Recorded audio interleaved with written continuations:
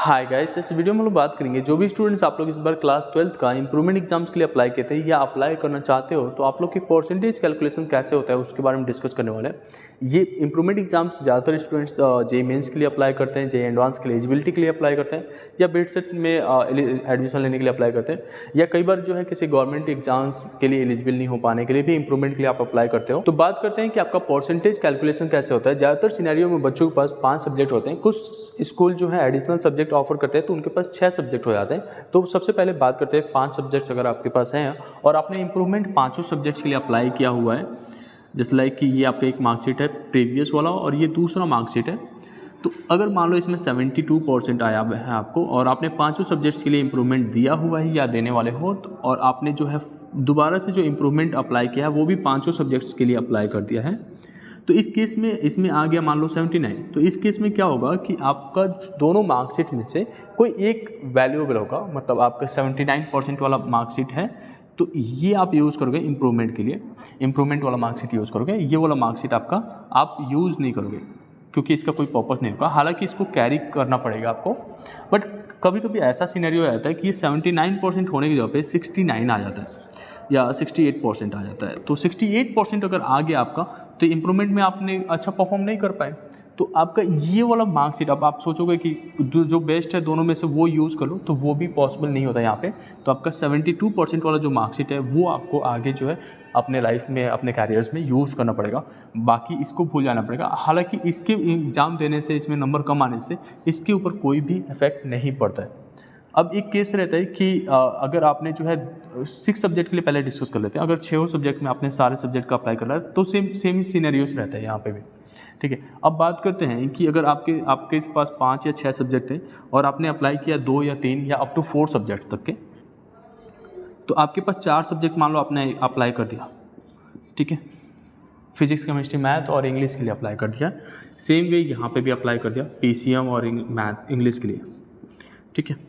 तो अब क्या होगा यहाँ पे, जैसे लाइक मैथ वाला जो आपका था, ठीक है, उसमें आपके जो नंबर हैं वो कम रह गए। पिछली बार 70 थे और इस बार जो है 68 रह गए, तो ये वाला मार्क्स से उठेगा इधर से परसेंटेज कैलकुलेशंस के लिए। और यहाँ पे अपने फिजिक्स जो है वो पहले था आपका मान लो 46 और इस बार चला गया 80, तो आपका ये वाला उठेगा। फिर केमिस्ट्री में मान लो कि आपका यहाँ पे केमिस्ट्री ठीक था तो केमिस्ट्री वाला उठेगा। फिर आपका इंग्लिश यहाँ पे भी ठीक था तो इंग्लिश वाला उठाओगे। इस तरीके से आपका जो बेस्ट है दोनों मार्कशीट में से वो नंबर को उठाओगे और फिर आपका परसेंटेज कैलकुलेट करोगे 100 में से। तो जस्ट लाइक कि आपने ये यहाँ से 3 सब्जेक्ट उठा लिया और यहाँ से जो 2 सब्जेक्ट जो आपने लिया नहीं था वो एक उठाओगे और एक जो इसमें आपके नंबर उससे अधिक है वो, और फिर आप कैलकुलेट करोगे परसेंटेज और मान लो जो भी आपके आ रहे हैं 80% या 90% वो आपका यूज हो जाता है, ठीक है।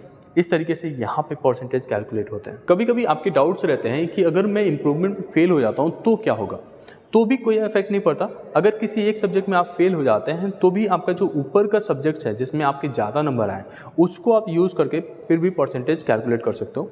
बट एक और चीज़ का ध्यान रखना कि अगर आप इंटेंशनली एब्सेंट्स को होते हो एग्जाम्स में, इंप्रूवमेंट वाले एग्जाम में, तो आपकी मार्कशीट में ऐसा नहीं है कि आपका जो मार्कशीट बनेगा इंप्रूवमेंट वाला वो ऐसा सिंपल बन के आएगा कि उसमें आपका एब्सेंट जो सब्जेक्ट में थे वो हट जाएगा। तो आपके 4 थे और एक में एब्सेंट है तो यहाँ पे एब्सेंट लिख के भी आएगा, तो आपको वो सब्जेक्ट में एब्सेंट नहीं होना है, भले वहाँ नंबर कम आ जाए लेकिन अपीयर होना चाहिए, ठीक है। और एक और केस रहता है, मान लो आप फेल हो गए तो भी वहाँ पे लिख के आता है, ठीक है, और अपीयर्ड फॉर इम्प्रूवमेंट भी लिख के आएगा इस पर मार्कशीट पे, ठीक है। तो इसका कोई भी इसके ऊपर इफेक्ट नहीं होता, आप इसमें फेल हो जाओ या आप अपीयर नहीं हो, ये आपका जो ओरिजिनल मार्कशीट है वो हमेशा आपके साथ ही रहेगा। और इसको आपको पता चला आपने इंप्रूवमेंट का एग्जाम दे दिया और इसमें नंबर कम ज़्यादा आ गए तो आप इसे भूल जा रहे हो, इसको भी रखना पड़ता है। अगर आपने अभी तक इंप्रूवमेंट एग्जाम्स के लिए अप्लाई नहीं किया और अप्लाई करने के लिए सोच रहे हो तो आपके पास 2 ऑप्शन रहते हैं, या तो आप सीबीएसई के लिए अप्लाई करते हो या आप एनआईएस बोर्ड से भी इंप्रूवमेंट एग्जाम्स के लिए अप्लाई कर सकते हो। आप जितने सब्जेक्ट में चाहते हो उतने सब्जेक्ट्स के लिए अप्लाई हो। हालांकि एनआईएस में जो बच्चे पास हो जाते हैं वो अप टू 4 सब्जेक्ट्स के लिए ही केवल इंप्रूवमेंट अप्लाई कर सकते हैं। इनकेस अगर आपको एडिशनल सब्जेक्ट्स के लिए जाना है तो यहाँ पे नॉन प्रैक्टिकल सब्जेक्ट्स के लिए आप सीबीएसई में अप्लाई कर सकते हो। लेकिन अगर एनआईएस में आपके पास प्रैक्टिकल सब्जेक्ट भी है जैसे बायोलॉजी है तो भी आप जा सकते हो और आपके मेडिकल फील्ड के लिए एलिजिबल हो सकते हो। या आप कॉमर्स स्टूडेंट हैं, ह्यूमैनिटीज़ हैं और आपको पायलट बनना है जो कि अभी बूंद पे है, तो आप एडिशनल सब्जेक्ट से जाके एनआईएस के थ्रू आप फिजिक्स और मैथ का पेपर देके पायलट ट्रेनिंग के लिए एलिजिबल हो सकते हो। इसके लिए जो है हम लोग डिटेल्स हमेशा प्रोवाइड करते हैं, स्टूडेंट्स को गाइड करते हैं और आगे जो हेल्प करते हैं इंप्रूव करने में मार्क्स। तो आप हमारे डूनविनर वेबसाइट पे ज्वाइन करके आप डिटेल्स ले सकते हो या आप कमेंट सेक्शन में पूछ के जो भी क्वेरीज है वो हमसे पूछ सकते हो। Thank you so much.